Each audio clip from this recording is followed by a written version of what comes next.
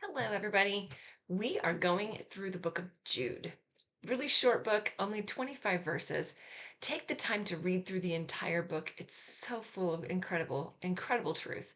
We are kind of focus on verses 5 through 8 today.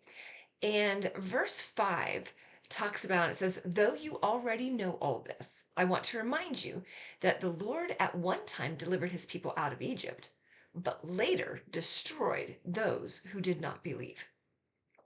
He then lists another couple of examples of the idea that grace and mercy and then judgment come from the same place. If you think about it, think back to this example he's giving in Egypt.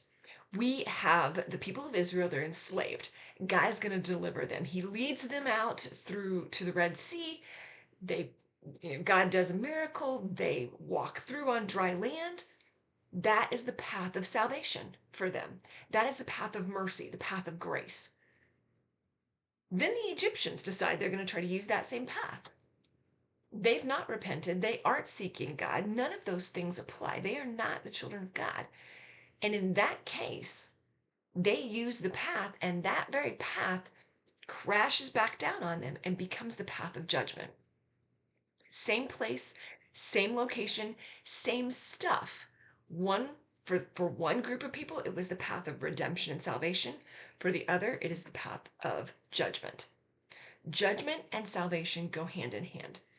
When you think about that idea of deliverance and salvation, the means by which God saves people is also the exact means by which he judges them. And if you think about it, in our lives, if we've asked Jesus Christ to come into our hearts, we've accepted the mercy and the grace and the salvation that Jesus provides. For those people who have not made that decision, Jesus' sacrifice on the cross is judgment and condemnation for them. He provided this, they rejected it, and because of his sacrifice, he's proving, look, the perfect life, it was possible. I did it. I have the right to judge now. You didn't do it, and so therefore you are going to be judged.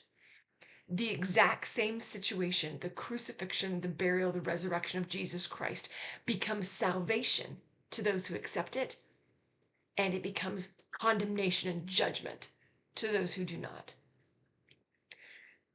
Jude's been talking about, and we saw yesterday, which, by the way, if you've missed any of those, make sure you click on the playlist in the links in the description below, just so you can keep caught up.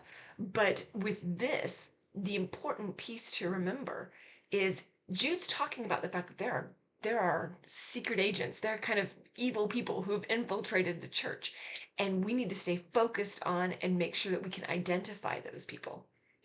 In talking about those, now James goes to deliverance versus judgment. These people who are using the path of the church, that way that is meant to bring encouragement, those people who are using it for their own evil purposes, that's going to testify against them and be their path of judgment. Where are we at? Are we recognizing who Jesus Christ is, and have we allowed those pieces to become the path of deliverance for us? Or will those very same things testify against us as a path of judgment? Things to think about, and some things to maybe change our actions and our attitudes towards.